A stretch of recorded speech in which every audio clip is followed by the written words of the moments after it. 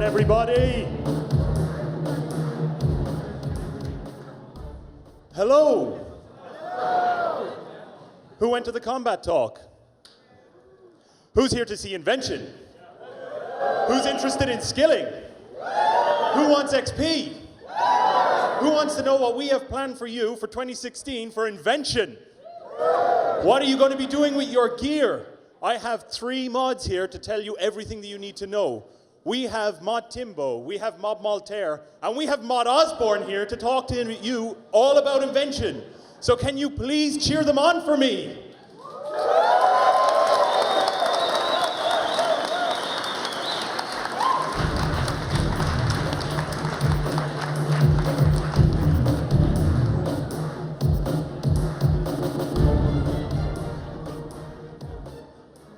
Well, hello. How you doing?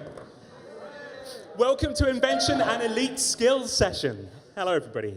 I'm not going to do the whole I can't hear you thing. Don't worry, you'll get lots of that today.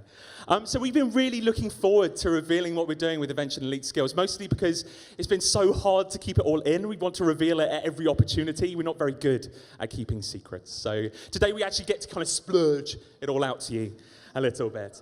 But also to show why we're really excited about Invention. Invention kind of really invigorates the end game. Gives you more strategy, more choice, more freedom when it comes to your skilling and your combat. So we're really looking forward to get it into your hands. But before we get into the detail of what Invention is, I'll take you through a little kind of potted history of Invention. It first kind of surfaced when we were doing the brainstorms for Hunter.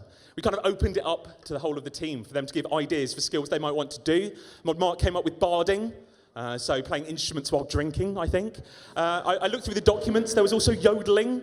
So there seems to be some kind of fascination with drinking and singing. I don't know why this happened. I proposed sailing. It was one of the documents. Who knew? There was also totem, which I put forward, which was manufacturing and maintaining and also polishing your own totem, which was a bit weird. I don't know why that didn't get taken up. But one of the ones that came forward then was something called engineering, the idea of a manufacturing skill that really pushes the technology of RuneScape. And we liked that. We liked engineering, as it was called then. But it didn't get picked. We took Hunter instead. And then fast forward a little bit further on. We decided with RuneScape 3 that we really wanted to go back to our roots. We'd just done dungeoneering, which is kind of intricate, complex skill. What we wanted to do was go back to our roots with a kind of resource gathering and manufacturing skills. So we had divination, and we had the idea of invention. We thought people wanted to get training these kind of core skills again. So we put that up against Elf City. We did a poll. And Elf City won by a little way. But you hadn't forgotten about Invention. You kept on badgering us. Wasn't a day goes by without a tweet saying, come on, when's Invention coming out? You promised it. Didn't promise it, you scumbags. But yeah, so we hadn't forgot about it, but the problem is we called on the idea, kind of got less interested in the idea of it being a conventional skill. Problem with a conventional skill is you've got to level it up through those early levels. This was a skill that was really benefiting high levels. It's at high levels that you're wearing the same gear when you're going out to do that boss monster. It's when you look around other high levels, you're seeing the same gear on them. It's at high levels when you've got multiples of items. It really benefits those players, but yet we were going to have to tutorialize it as a conventional skill. Fill out like levels 1 to 60 with dead content that you wouldn't use again. So we kind of called that idea. We really wanted then to do kind of a cross-skill idea, have something that kind of affected all skills with Invention. But when we put out the blog, there was a little bit of indifference. I don't think there was as much excitement at the idea of it not being a skill because, let's be frank, there's something cool about training a skill for the first time. There's that chase up the high score tables. Everybody's trying to be the first to get to that skill cape. It all means so much more. And then when we put our heads together, the idea of elite skills came about. It's only a small change, but unlocking a skill at level 80 in multiple skills, in this case, smithing, divination, and crafting, it's a small change, but it does a lot for us. We don't need to tutorialize it. We don't have to put in that early content. What we can do is focus Invention solely on the players who want it, which is 80 plus. Everything is worthwhile. Nothing is useless, he says now. I'm going to eat those words. But that's the aim anyway. We're going to aim for everything to be worthwhile. Okay. So now to get to Invention, enough of me dilly-dallying. So let's get to the vital statistics of Invention. What is going to be on the back of your skill cape? Because there will be a skill cape, by the way. Here we go.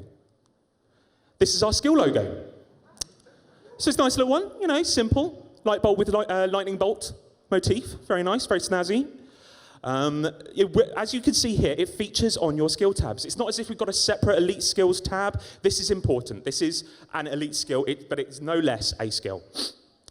Sorry, I've got the sniffles. You will notice it's on there, but when you haven't got it unlocked, it will be grayed out. We want you to differentiate. Know that this is something you can actively train. If you haven't unlocked it there, it will be grayed out. So not that you're prompted to go, I've got a level 1 that I can't train. That's so annoying. Okay, all right. What else do you need to know? Sorry, I've got this all written down. Let's have a look. What else do you need to know? We're going to be, so it's to 120, level 120. But on launch, we're going to be launching with content up to 99. It's very much the dungeoneering pattern. You can extend beyond that for the moment, but you will be unsurprised to know that there is more Invention content coming. We'll find out more in RuneScape Reveals. Hot plug. Do come along to that. Watch that. It'll add to your total skill level. It will be comp on launch. I know that's going to make some people have a vast intake of breath there. I do apologize. But there's something that I secretly quite like about everybody chasing their comp cape, trying to be the first. That's kind of a gauntlet thrown down to you. Try to be the first to do it. Why not? I am a cruel man. I know. All right. So, it will also feature in dungeoneering. Not that I'm winging this and reading this at all. Okay, the next slide. This next slide is the biggie. This is probably, we thought we'd get this information out of the way now because everybody's going to be wondering it while we're going through the talk. When is Invention coming out? Bam, bam, bam. Oh, wait, what? Spoilers. Sorry, I have elf thumbs. All right, so love your comp capes while you have them, guys. It's coming in January, which is 3 months to go. That is cray-cray. That is 3 months for us to develop it. The guys behind the scenes, hello over there, who are working on it, they're probably hating us right now for revealing this. But we're certainly aiming for January 2016. We're looking good for that. All right. And yeah, the screen you've already seen. So this is really confusing. I thought I'd put it up because it's massively, confusing. These are the ways you'll be training Invention. The important thing to be taking from this, and they're also kind of the proportions that you're going to be spending on each of these sections, we'll go into detail later, but what you need to gain from this is that Invention is about choice. It's not like woodcutting or firemaking or even divination, where you have one set activity that you train over and over again. This is about the freedom of choice of training it how you want to. That's important because there might be something you dislike and you get to sidestep it. We want to bake that in from the very start. But while this is confusing, it also boils down to 2 separate paths. The first path of Invention is about breaking down the items you do not want, adding it to the items you do want, and improving them. Improving them and leveling them, and then having the strategy of choice between them. We want you to build arsenals of weaponry, armories of armor, and, I don't know, tool belts of tools, I guess? I don't know what the collective of tools. Tool sheds of tools. And the other path, this is very much your traditional manufacturing skill. Think smithing, think crafting. You're going to be taking the basic materials from your disassembled items, you're going to discover new inventions, and you are going to make them. You're going to manufacture new, inventive items, again, aimed at 80 pluses. So there you go. I'm hoping that you'll feel really excited after this talk, but to really drill down a little bit further into Invention, we have Mod Malta.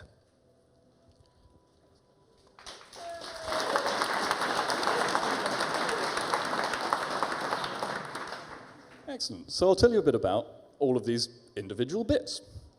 And I'll start with disassembly. Disassembly is very much your step 1. You won't be doing much of the rest of Invention without materials, and disassembling stuff you don't need anymore is how you get materials. Stuff you might otherwise alch, stuff you might otherwise put on the Grand Exchange, stuff you might otherwise leave in your bank and forget about until you search for something else years later and go, oh, I do have that. Either way. So rather than give you lists, I'll just, you can disassemble pretty much anything. As long as you can alch it, and in some cases, even if you can't alch it, you can pretty much disassemble it. And disassembling it will turn any given thing into materials based on what sort of thing that is that you've disassembled. Disassembling a sweet corn seed might give you organic parts. Disassembling a rune plate body might get you covering parts and metallic parts. And obviously, there's a certain economic consideration going on behind the scenes as to how much of any given thing you get. You'll probably get more from disassembling a rune plate body than from disassembling one sweet corn seed. So there's that. Well, we hope. I'll be talking to our balancer about what sort of ratios they actually entail. I have a great big spreadsheet for you. You'll love it. We want to make it easy for you to disassemble things wherever you happen to be. This is a screenshot of Mod Osborne on a Slayer task, hence the loaf of bread. Noob, massive noob. And the regular log? Tell me that's at least a... Well, obviously you've got some Barrow's items. You want your cheeky swordfish when you're on a The Slayer cheeky task. swordfish The cheeky is good. swordfish. So, just as an illustration, you can disassemble all of these things. And because we want to make it easy, we're going to add a little button next to the money pouch down there, up there, for you guys. Simply drag it to the button, thing you don't want, it'll disassemble it for you free of charge right where you are, so that if you're on your Slayer task, if you're bossing and you're standing there at the QBD chest, you can make that snap judgment, do I want this, or do I prefer to get the parts from it and use it for something in Invention? Mod Olo is doing a similar thing to the coin pouch, such that if you have the runes necessary to alch something, you can just drag something straight to the coin pouch and turn it into coins as well, which is quite neat as a side benefit. We quite like that. So what sort of things do you... Ooh, this is a shot of Mod Osborne's bank. This is a terrible bank. This is actually my bank. I'd like to employ one of you to tidy up for me. There are items in There's there stuff on there I don't even recognise anymore. Let's all have a moment of silence for Mod Osborne's bank. And it's full. Just take a moment to see what crap is actually in there. Look at it. So again, not to hammer it home too much, but the majority of what you see there will be able to disassemble into something. And what do you get? Well, if you disassemble something lowball, if you take apart a bronze dagger, you probably get some junk. Disassemble a rune dagger, you're much less likely to get junk. But any sort of thing will turn into appropriate parts. Some components, some materials, you can only get from disassembling specific items. So you won't be able to get the rarest of components from mainstream stuff. You'll have to take apart something that's a little more rare, maybe a little more dear to your heart to get hold of the really good stuff. In order to avoid bank space creep, all of those materials will be stored in their own inventory. You won't have to worry about finding another 58 spaces, 58 bank spaces. You will have to worry about bank space for all the new devices we're giving you access to, but hey, we've saved you about 60 bank spaces already, so there's that. Just as an example then, you take apart what used to be your beloved Zamorak Godsword. You've got better weapons these days. You don't need your Zamorak Godsword anymore. And it's got some emotional value, but more value to you is the fact that you can take it apart, and because it's a two-handed sword, it'll come apart into base parts, blade parts, maybe more rarely sharp components, and those will be of use to you. Because it's a Zamorakian item, and a potent Zamorakian item in its own right, it'll give you the Zamorakian components, potentially, that, say, a rune two-handed sword would not. So there's your way that you build up all the materials that you use in other things. And once you've got them, it's time to use them. And the first thing to use them in is augmenting the weapons that you haven't just taken to bits by adding perks to them. Mod Osborne has demanded here that I include this picture. It is a mixing bowl, just in case you didn't get the metaphor for how perks are going to come together. I like my metaphors to hit you around the face. This one's for Geese Go Moon, all right? So, it's a mixing bowl. The way it'll work is you'll take your augmentable item, you'll take an empty gizmo shell, and you'll fill it with all of those parts and components that you've acquired by disassembling things. You get a preview of, well, with that combination of bits, you might get these perks, you might get these perks.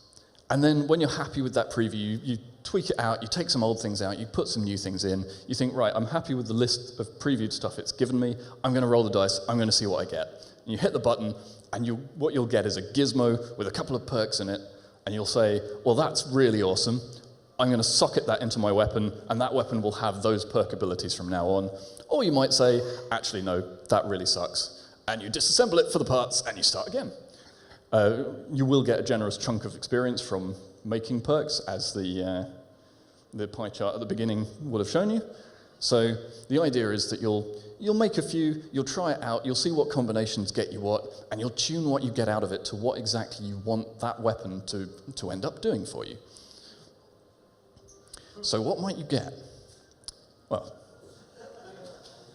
the list at the moment is slightly over 150 items in size. Most of them have multiple ranks of strength. On average, I think it's about 3 ranks of strength each. And that's not where we're going to stop, basically. Some of those might not make it into the final cut. There's always that warning. Although I will fight until the end of my life for the Breadnought perk, because it's awesome. It's all about the moist perk. Yeah, you can't avoid moist perk, can you? The moist perk does rather stand out. That's my favourite by a long way. I'm sure the moist perk will be very popular. Okay, so what might you add it to? Well, it's an elite skill. It's a high-level skill. We're starting you out at level 80 requirements in the base skills that you need, so there's no point in allowing you to augment your bronze dagger. It would be dead content. It would be that sort of thing that we're trying to avoid. So what we're starting with, and again it's a list that might expand in the future, is tier 70 weapons and armor upwards. And sort of tier 70 tools and upwards as well, your crystal stuff. With the exception of the fishing rod, because fishing rods, you need fishing rods. And with the exception of the flowers and the rubber chickens for the lulz. Gotta have rubber chicken. Thank you, rubber chicken in the audience. That's a guy we planted earlier. No, we planted the flowers. So here's a little example then. You've perked up your Saradomin Godsword. It's got the Enlightenment perk, the Dragon Slayer perk, the Anti-Dragon perk, and the Reckless perk. As you'll see, not all of these perks are beneficial to you. Some of them, well, sometimes you might get a gizmo that's got a really great perk on it and something that doesn't do you so well. However, when you kill something, every bit of XP you get will be increased for a period of time. None of these numbers are final. And it's particularly good for going and killing dragons. So if you're quite comfortable with killing dragons, you don't mind that extra 5% damage you're going to be taking, that would be an excellent weapon to take with you on a dragon slaying task, provided you don't need the additional accuracy that a ranged or magic weapon would use against the particular dragon that you're trying to kill. But it's not a particular consideration for most of you, I think. So it's a good weapon to take with you for a particular task, and the idea is that you build up that stable, that armory of weapons for particular situations that you want them for. We're going to be allowing you to put, at current count, 4 perks on your weapons, 4 perks on your armor, and a couple of perks on each of your tools. Obviously, not stacking with duplicates of themselves, but with those 150 plus types of perk, at those 3 levels each, it's a lot of potential choice. It's a lot of different combinations. We've prepared a little video to sort of illustrate that, which we'll play shortly. In fact, let's play it now. Because, I mean, we sort of ran out of dimensions on this. We could have done with about another 2 dimensions just to show you how deep that width of choice, that breadth of choice, and that depth of choice go with those basic options. It really is trillions of different options. I'm not going to quote exact figures because I can't remember them. Should we go billions? I think it's billions. We'll go billions. I think it's trillions, but it's a lot. So once that's out of the way, excellent. Where's my slide gone? Just a word on the degrade mechanics, because I'm sure you'll be interested. At the moment, all of your weapons and armor degrade separately. You have to remember when something's about to die and go and repair it somewhere. All invented items will share a single charge pack function. Like the first thing that you invent in the skill, a tutorial of sorts introducing you to the building of items, will be a single charge pack that you add to your tool belt, and that powers every augmented weapon and armor that you've got. Obviously, it'll drain faster if you're using more bits at once, but It is just one number to keep track of, and when it depletes, you fill it up again with these little devices, these divine energy-powered batteries, essentially, that you can craft yourself out of divine energy of all ranks at different efficiencies, depending on the divine energy you use. So that should be quite convenient, I hope. So I think it's time to move on, give them a little show of what they're going to look like. Yes, so you probably want to know just how sexy, how hot, with AW, obviously, you're going to look with invented items on you. Well, I'm here to show you. So, what will an augmented item look like? Well, we did some paint-overs of models. So this is just how we started out. We got our kind of concept team to take some existing models, including one that you can't augment, but we'll ignore that, the Catagon Kite Shield. And this is kind of a sliding scale of how much an item will change with invented components on, with perks on. And we kind of rested on medium. So what you can see there, you can see the kind of the steam moving up that top armor. You can see possibly pistons and cogs whirring round. That's the kind of feel we want to go for. And so we started modeling, we started animating. And there's one kind of motif that we really want to keep to Invention. We want this to make Invention feel like Invention. This is what gives it its identity. And so what you're going to have is animated components on your model. At the moment, we've only done one motif. And that is a turning cog. But it'll really give you an idea of what might come in the future. We're thinking about pistons, fiber optics, that kind of thing. There could be a lot of animated stuff on your body. Not necessarily like kind of sparks coming off your cape or things like that. We're going a little further. Okay, so to show them, I've prepared a little video. Here we go. So I'll talk over this. Oh, go on, show the video. There we go. So quickly zooming in. So we have our Saradomin Godsword there. Hopefully you can see the kind of the lit elements on the armor, these lit rotating elements, and also a bracket on the Saradomin Godsword. So this really kind of shows a few tensions that we had when we were trying to kind of deal with perks on items. We want that tension of, we want it to look advanced in technology, but not so ridiculously sci-fi and Mass Effect that you feel you're not in a medieval game anymore. We wanted to feel really cool. An invented item is cool, but we didn't want to lose the iconic status of what sat beneath it. And we also wanted it to be clear, very clear, in fact, that what the item was that you've invented. We want people who see you when you're doing Slayer mobs or in PvP. We want them to know what you've got. Okay. All right. But in terms of the motifs, you're going to have invented items on your left chest. That means that when you're holstering or holding a weapon, you'll still see those invented items. And it will always be on your right leg, so there isn't an imbalance. A little bit of detail for you there, you knew. But the way that it changes visually is not the only way that invented item will change. You will also be able to level it up. And so to talk about that a little bit more is Mod Timbo. Hello.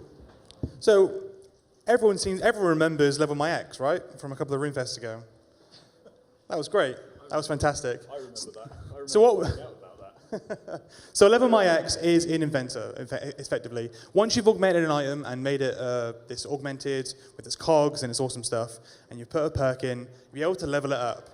Now, leveling up an item will not only give you more benefits to the weapon, such as being able to put more perks in it, or reducing the degrade chance with the energy power packs, but you'll also be able to get invention experience. As you may have seen earlier on in the pie chart of Doom, that was from earlier on, you'll be able to, 20% of experience from invention will come from leveling up your items, actually augmenting them, powering them up, and going and use them in the field.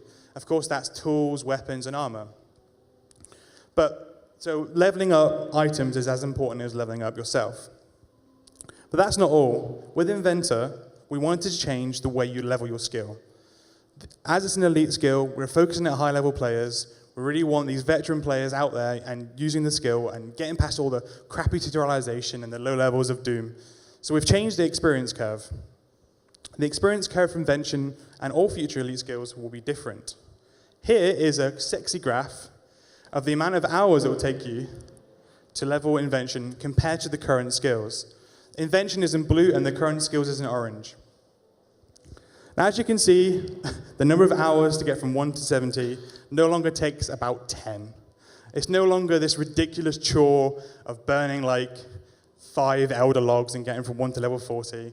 It's much more worthwhile. Like leveling from 1 to 2 is no longer 83 experience. It's actually like working your way through, actually inventing items, disassembling them, crafting something, and getting this new level, this new perk, and some brand new recipes to go and invent.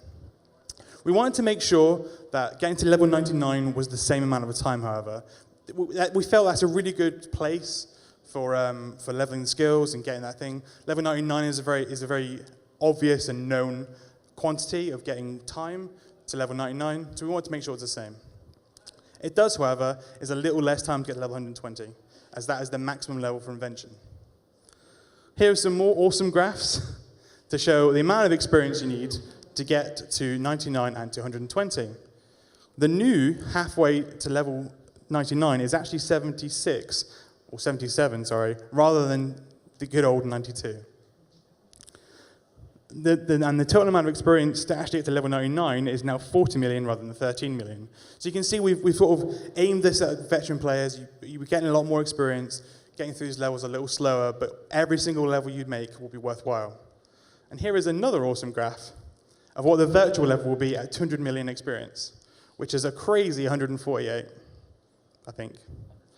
150, there you go. Fantastic news. And with that, I will take you on to Discovery with Mod Mortem. Discovery, then. It's the process of unlocking new recipes to make, new devices, the use of components that you couldn't before in making perks, and improving your disassembly ability so that you are less likely to get junk and more likely to get rare components. All of those sort of upgrades in the skill will come through this discovery process. We felt that the traditional way of getting hold of new goodies, which is just to give it to you when you get the new level, it's not very invention-y. It's a bit too spoon-fed for the feel of the skill. So instead, as you level up, you'll unlock clusters of research projects. You won't necessarily know exactly what they are, you'll know what benefit they give you, and you can then decide to use the inspiration that you're gathering by playing the game and using your invented items and so forth to unlock those through a short but sweet puzzle and optimization sort of micro game that will let you just tinker around with blueprints until you find out how to make the relevant thing. The inspiration that you use can come from many sources, both within and without the skill. So, as I say, using an augmented item or crafting a device might give you inspiration, but so might fishing.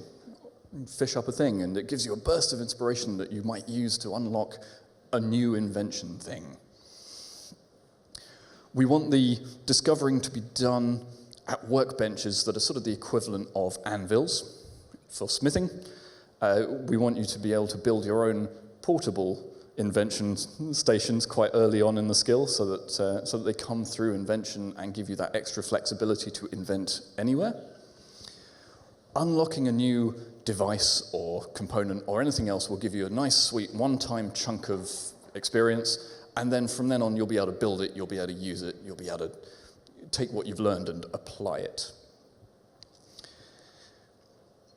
The devices that you'll build, you use the same materials that you'd be using to build perks and augments for your weapons, generally on some sort of base item.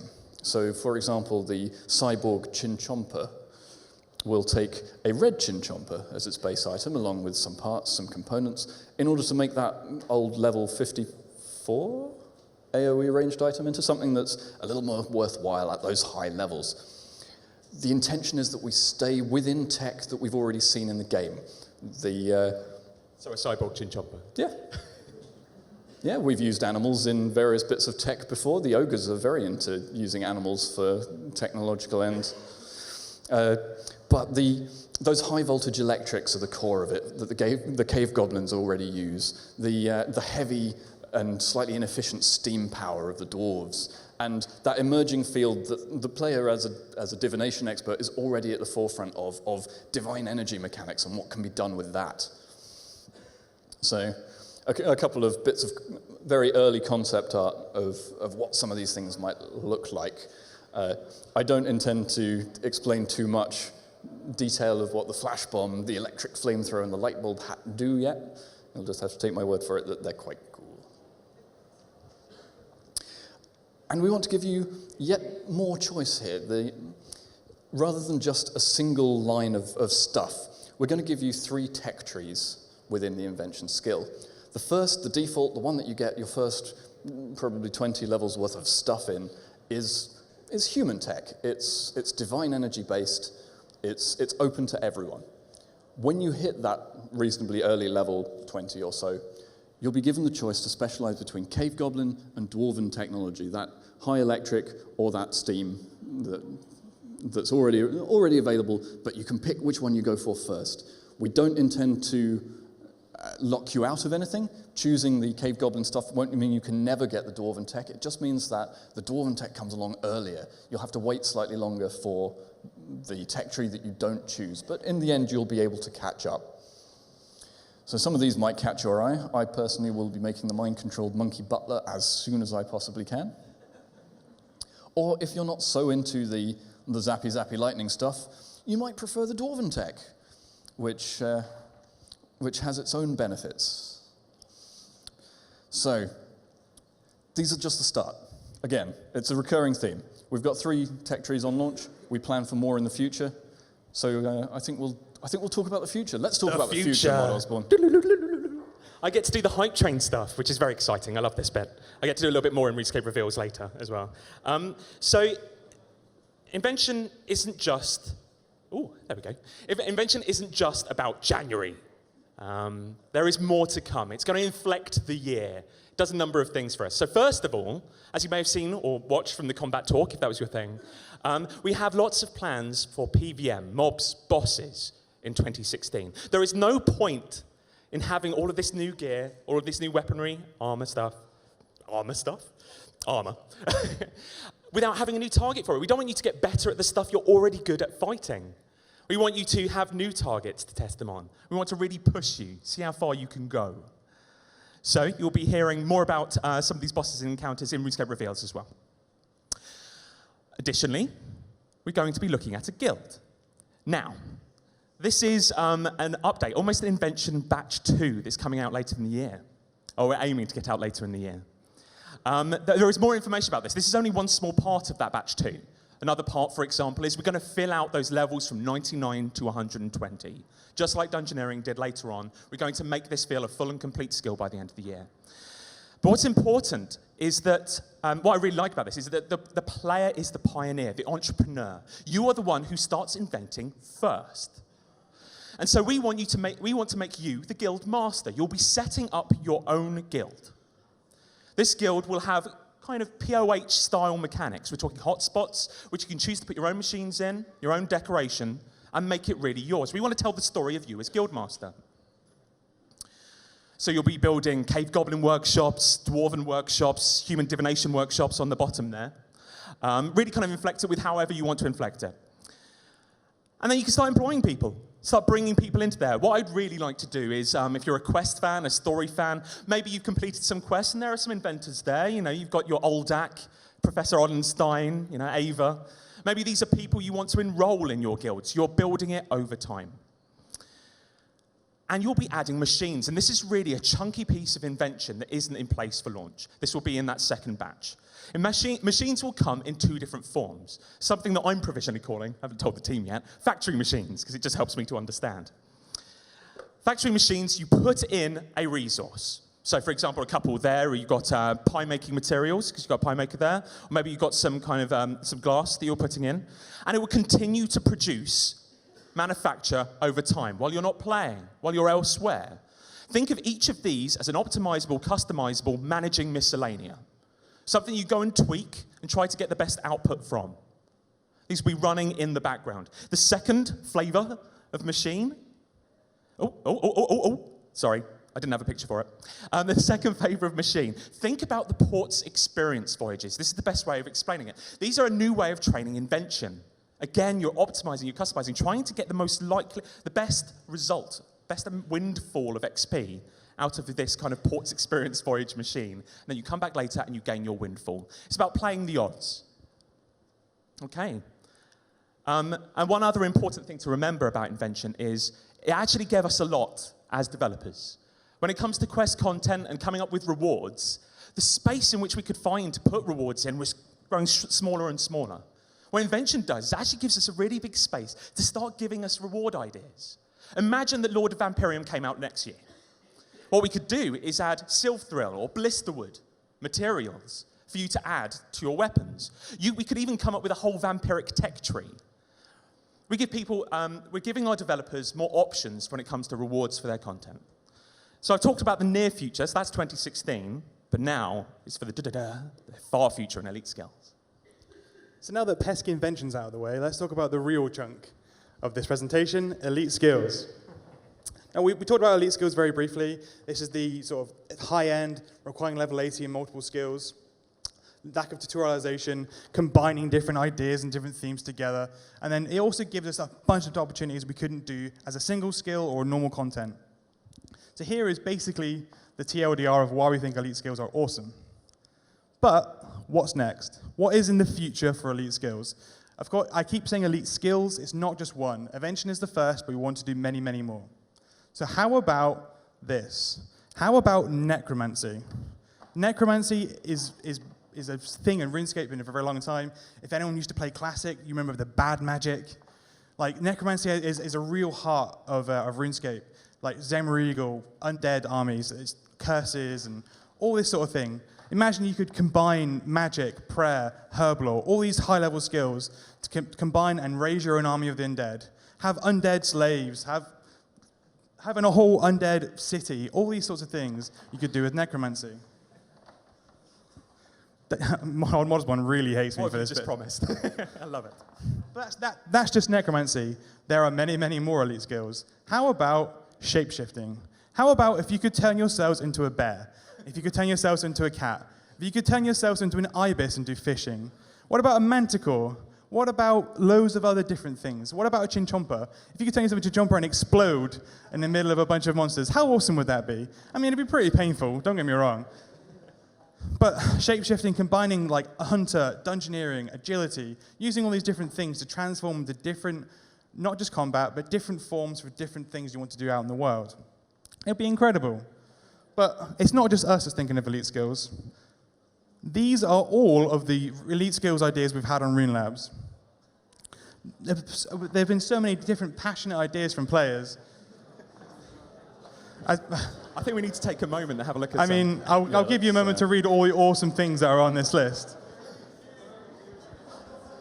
I mean, some of my absolute favorite is fisticuffs. Like, I would love to transform the jewelry arena into a sort of gentleman's club, where you slap people with white gloves to jewel them at fisticuffs. Of course, there's things like flirting, scribing, taming, but there's tons of other like serious ideas on there. Such things like martial arts, cultivation, tailoring. There is tons and tons of elite skills, and elite skills has captured the imagination of all the players. You'll not get them back now. Basically, elite skills is awesome. And you guys seem to think so, and these are some of the ideas that we've had. And that is the end of the presentation. Myself, for all the guys watching on the live stream, here are our Twitters. You can talk to us about elite skills and invention.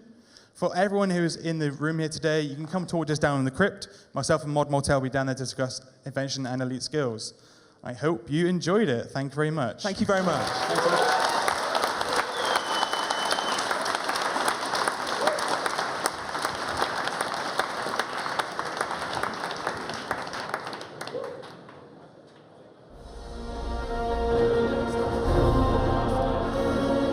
Guys, congratulations to you on a really, really nice session. It was really nice. Thank you very much. Yeah. Glad you liked it. Yeah, it was great. It was really, really good, really interesting. And a lot to get through too, so you did a really good job of it, of making it understandable. Yeah, you forget how much is packed into Invention. As Yeah. we were saying, there's so many different ways of training it. It's not just like a simple hit a rock with an axe kind of thing. Wait, hit a rock with an axe? You can hit a rock with an axe. Yeah, you could. It wouldn't do much. No, but there's a lot of variety there, and we had to get through it all. And hopefully there's little tidbits in there that people really like. I've got questions. Go for So it. huge. This is, you know, it's about customization, isn't it? It's about customizing your weapons, your armor, things like that. things that weren't covered were like value on things. How is that going to be affected? So, let's say you've got a god sword and you customize it, or you've done things to it. Is it worth more, or can we do things like that? Well, in terms of utility, yeah, but I would hope it is worth more to you. In terms of actual value, as in selling it on, you won't be able to. Once you've augmented a weapon, it's yours. It's sort of bound to you in a way. Right, yeah, okay. But it's not lost. I think that's the important thing to note. We have got... Yeah, it's not gone. It's definitely sort of, it's something that you'll just use for yourself. You won't be able to sell it on the Grand Exchange. Yeah, but you'll be able to break off those augments, right, so yeah. you can still keep the tradable version of it if you want. So if you want to make it tradable again, just break it off and sell it. Yeah, but I the final, see. the finished product Yeah, is yours and yours alone. I quite like that. We're not commercialising Invention, which is a good thing. Yeah, Invention just It's not materialistic in any no, way we at shouldn't all. be making money off it. No, not at all. And with It's sort terrible. of trillions of options as well, things that you could do, you're going to see some real bespoke weaponry here, It's aren't you? limitless, really. Isn't We it? really want to see what people come up with, because there's some of the negative perks. There are comedy ones as well. So there'll be people who are kind of, wailing on a dragon with something that's really good at fighting dragons, and then, something weird or wacky will happen. Okay. We want to make it kind of inventive, surprisingly. I'm going to call out Wooks Yeah. to get a set of flowers, augment them, level them up to unlock the perks, put the worst perks you can possibly find in there, and then go and kill something big. Yeah, that'd be amazing. Well, I was about to say that's a great example of how it's kind of going to change the landscape of RuneScape as a whole, isn't it? Yeah, you're going to have a stable of stuff. Yeah. What you're going to be doing is you're going to be like, I want to be really good at fighting this particular mob, maybe. Yeah. This particular monster, and you're going to make a sword, a weapon to do that particular one. And the same goes for skilling. I mean, it's easy to forget there are skilling items here too. That you might have a particular fishing rod for different activities. Sure. Well, mostly fishing, but fishing Yeah. for certain things. Yeah. And that's what we really like. It gives you some strategy, gives you a reason to own more than one thing. Yeah, and I think I get the feeling too that it's going to be something that once it's implemented and everyone's really used to it, they'll wonder how they lived without it. I think it's going to be one of those elements that's going to really sort of bed in. I hope it'll be quite core to your play style at high levels. Yeah, I think so. Particularly as time goes by and we expand it and we keep giving you those extra options. Some of them are trade-offs. Some of them are this ability that you've been used to no longer does a particular thing for you, but it's better at some other aspect of it.